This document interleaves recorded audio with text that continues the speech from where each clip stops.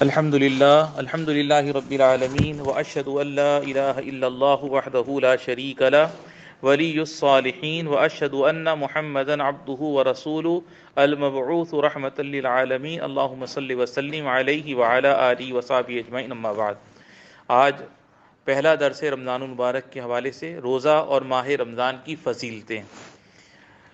نمازی بھائیوں، ہمارے اوپر ایک مبارک مہینہ آنے والا ہے۔ یہ بھلائی اور برکتوں کا مہینہ ہے، بخشش اور رحمتوں کا مہینہ ہے۔ اس کے آنے سے پہلے ہمیں اس کے احکام اور سنن و آداب کو اچھی طرح سمجھ کر اس ماہ کی تیاری کرنی چاہیے۔ روزہ رکھنا دین کے ارکان میں سے ایک رکن اور اس کے فرائض میں سے ایک فریضہ ہے۔ روزے کے معنی یہ ہیں کہ طلوع فجر سے لے کر سورج کے غروب ہونے تک روزے کو توڑنے والی چیزوں سے بچ کر اللہ کی عبادت کی جائے۔ روزہ رکھنے کی بہت سی فضیلتیں ہیں۔ اسی طرح ماہ رمضان کی فضیلت میں قرآن و حدیث کی بہت سی صریح عبارتیں آئی ہیں جن سے اس کی فضیلت اور اس میں اجر کے کئی گنا کیے جانے کا پتہ چلتا ہے۔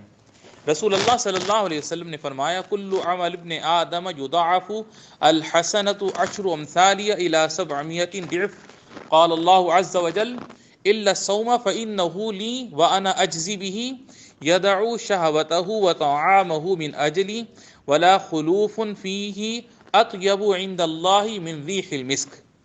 یعنی ابن آدم کا ہر عمل کئی گنا کر دیا جاتا ہے، نیکی کا بدلہ 10 گنا سے لے کر 700 گنا تک بڑھا دیا جاتا ہے۔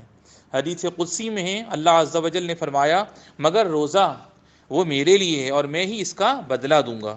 روزے دار اپنی شہوت اور کھانا میری وجہ سے چھوڑتا ہے، اس کے منہ کی بو اللہ کے نزدیک مشک کی خوشبو سے زیادہ بہتر ہے۔ سبحان اللہ۔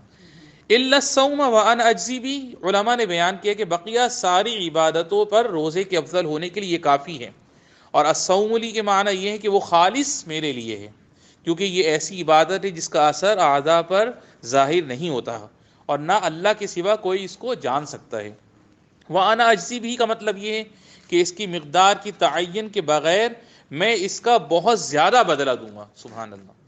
تمام سخاوت کرنے والوں میں سب سے زیادہ سخی ذات کے بارے میں ہمارا کیا خیال ہے جب وہ خود اپنے اوپر بدلہ دینے کی ذمہ داری لے رہی ہے؟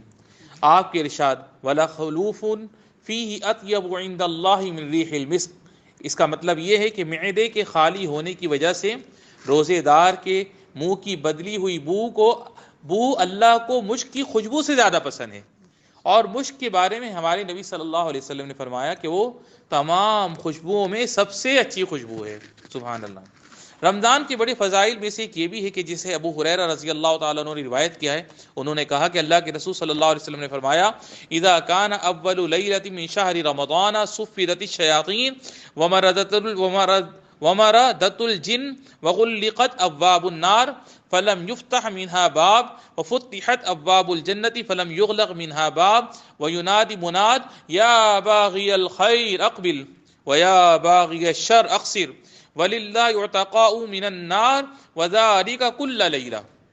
یعنی جب رمضان کے مہینے کی پہلی رات ہوتی ہے تو شیطانوں اور سرکش جنوں کو جکڑ دیا جاتا ہے، جہنم کے سارے دروازے بند کر دیے جاتے ہیں، اس کا کوئی دروازہ کھلا نہیں رہتا، جنت کے سارے دروازے کھول دیے جاتے ہیں، اس کا کوئی دروازہ بند نہیں رہتا۔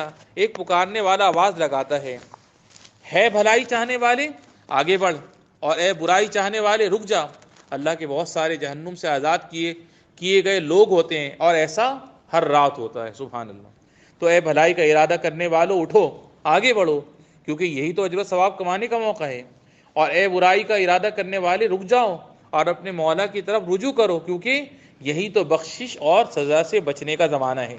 انہی فضائل میں سے ابو ہریرہ رضی اللہ تعالیٰ عنہ کی حدیث بھی ہے، انہوں نے کہا کہ اللہ کے رسول صلی اللہ علیہ وسلم نے فرمایا من صام رمضان ایمانا واحتسابا غفر له ما تقدم من ذنبه، یعنی جس نے ایمان و یقین کے ساتھ ثواب کی نیت سے رمضان کے روزے رکھے تو اس کے پچھلے گناہ معاف کر دیے جاتے ہیں۔ سبحان اللہ۔